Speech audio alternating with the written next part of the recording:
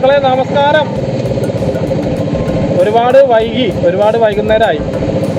അപ്പോൾ ഇപ്പോൾ നമ്മുടെ രാഷ്ട്രീയത്തെക്കുറിച്ച് പറയുകയാണെങ്കിൽ ഭയങ്കര ചൂടാണ് പാലക്കാട് ജില്ലയിൽ.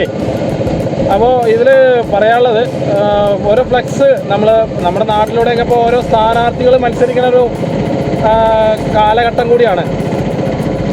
സ്ഥാനാർത്ഥികൾ നമുക്ക് ഒരുപാട് വാഗ്ദാനങ്ങൾ തന്നിട്ടുണ്ട്. അത് എല്ലാ പാർട്ടിയുടെയും, BJP ആയിക്കോട്ടെ, കോൺഗ്രസ് ആയിക്കോട്ടെ, LDF ആയിക്കോട്ടെ. അപ്പോൾ നമ്മളിപ്പോൾ കുറച്ച് വർഷങ്ങളായിട്ട് എന്താ പറയുക, LDF ആണ് ഭരിച്ചത്.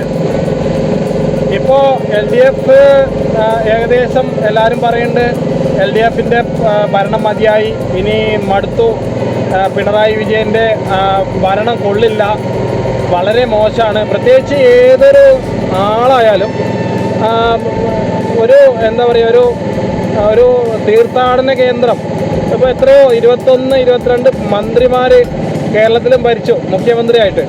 പക്ഷേ ഒരിക്കലും അവർ ഇന്നേ വരെ ശബരിമല എന്ന് പറഞ്ഞ ഒരു തീർത്ഥാടന കേന്ദ്രത്തിൽ ഇന്നേ വരെ ഒരാളും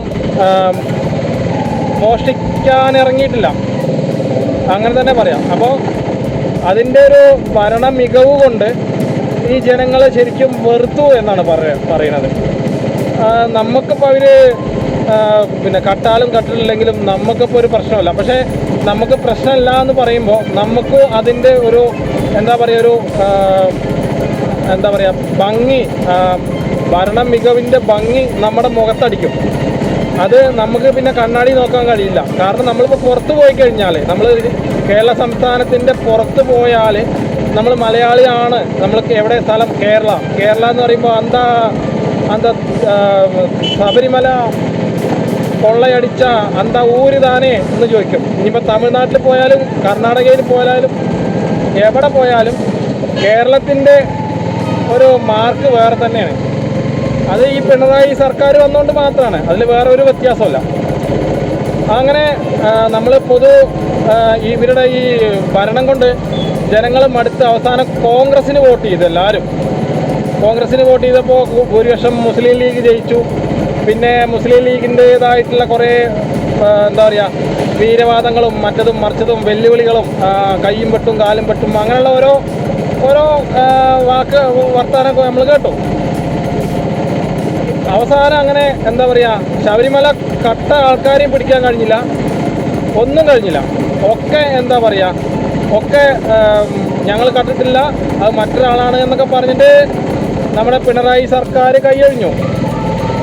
എന്നിട്ട് എന്തെങ്കിലും വല്ല തുമ്പ് കിട്ടിയോ? ഇല്ല. അങ്ങനെ അത് മാഞ്ഞുപോയി.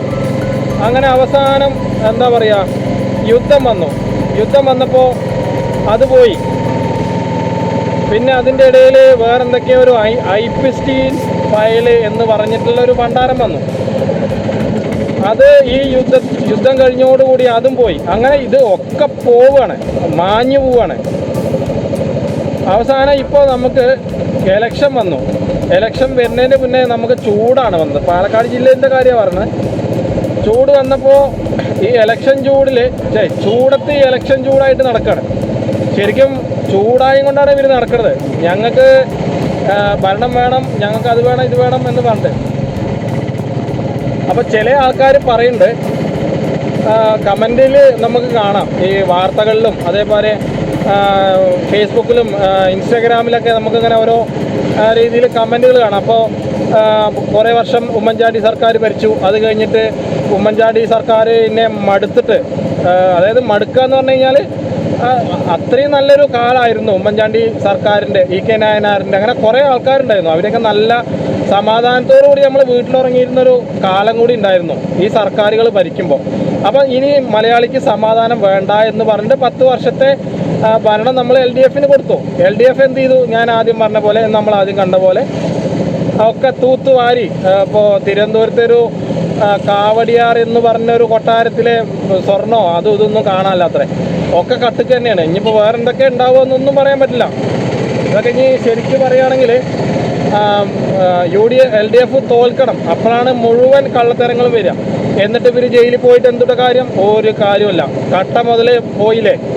അതൊക്കെ സ്വിസ് ബാങ്കിൽ ഇട്ടിട്ടുണ്ടാവും. അപ്പോൾ അങ്ങനെ പോയി അവസാനം ഇപ്പോൾ പ്രചരണത്തിൻ്റെ ഒരു റോഡ് ഷോ അങ്ങനെ പലതും ഇവിടെ നമ്മുടെ കേരളത്തിൽ ഇപ്പം ഇങ്ങനെ നടന്നുകൊണ്ടേയിരിക്കുന്നു. ഇതുകൊണ്ട് ഈ ജനങ്ങൾക്ക് എന്തെങ്കിലും ഒരു ഉപകാരം ഉണ്ടാവുമോ എന്നാണ് ഞാൻ ചോദിക്കുന്നത്. കാരണം ഇവർ ഇത്രയും കാലം ഭരിച്ചിട്ട് ഇപ്പോൾ ഏകദേശം 6 ലക്ഷം കോടി രൂപ കേരളത്തിന് കടമായിട്ടുണ്ട് എന്ന് മുഖ്യമന്ത്രി പറഞ്ഞു. അതേപോലെ വേറെ BJPയുടെ ഇതൊക്കെ പറഞ്ഞു. പക്ഷേ ഈ കടം എന്ന് പറഞ്ഞാൽ ഇവർ വീട്ടിലല്ലോ, ഒന്നും വേണ്ട.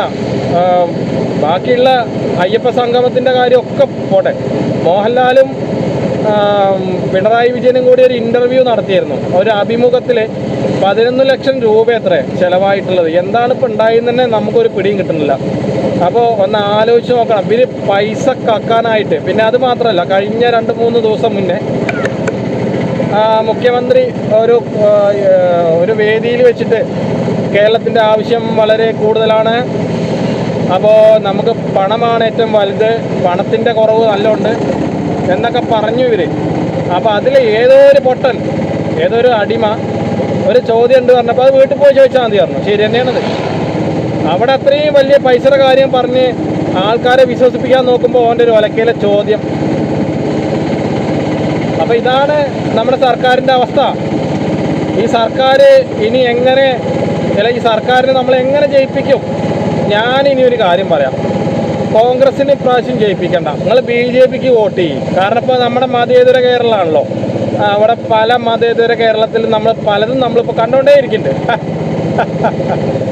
അപ്പോൾ BJPക്ക് വോട്ട് കൊടുത്താൽ നമുക്ക് നമ്മുടെ രാജ്യം മാറ്റാൻ കഴിയും. മാറാത്ത കേരളം മാറും. അപ്പോൾ പലതും BJPനെ കൊണ്ട് കഴിയും. അപ്പോൾ നിങ്ങൾ BJPക്ക് വോട്ട് കൊടുക്കുക. അപ്പോൾ നമുക്ക് ഏകദേശം പ്രശ്നങ്ങളുണ്ടൊക്കെ തീരും. അതിൽ യാതൊരു മാറ്റം ഉണ്ടാവില്ല. അപ്പോൾ UDFന് ഇനി എന്തായാലും പഴയ കടങ്ങളൊന്നും ഇനി UDFന് മാറ്റാൻ കഴിയില്ല. അപ്പോൾ ആര് മുഖ്യമന്ത്രി ആയിരുന്നാലും കഴിയുമെന്ന് എനിക്ക് തോന്നുന്നില്ല. അപ്പോൾ BJP ആകുമ്പോൾ നമുക്ക് കേന്ദ്രത്തിൽ നിന്ന് എല്ലാ കാര്യങ്ങളും കിട്ടുകയും ചെയ്യും. അവർ പറഞ്ഞ പോലെ നിൽക്കണമെന്ന് മാത്രമേ ഉള്ളൂ, വേറെ പ്രശ്നമൊന്നുമില്ല. നമ്മൾ ജയ് ശ്രീരാം വിളിക്കാൻ പറഞ്ഞാൽ വിളിക്കണം, ചാണകം കഴിക്കാൻ പറഞ്ഞാൽ കഴിക്കണം. ക്രിസ്മസും ഓണോ വിഷു പെരുന്നാൾ ഇതൊന്നും പറ്റില്ല. അവരെന്താണോ പറയണത് അത് തന്നെ ആയിരിക്കണം. അപ്പോൾ നമ്മളിപ്പോൾ ഇവിടെ ഇപ്പോൾ എത്ര കാലം നമ്മൾ അടിമേടി ജീവിച്ചില്ലേ, അപ്പോൾ അതേപോലെ ഇനി അടിമേടി ജീവിക്കുക. അതിനെന്താണ് പ്രശ്നം? ഒരു പ്രശ്നമില്ല. അപ്പോൾ പ്രശ്നങ്ങളൊക്കെ എന്തെങ്കിലും ഉണ്ടെങ്കിൽ നമുക്ക് പരിഹരിക്കാൻ കഴിയും, അത്ര തന്നെയല്ലേ ഉള്ളൂ. അപ്പോൾ ഇനി നമുക്ക് പഴയതുപോലെ ആവാം എന്തായാലും.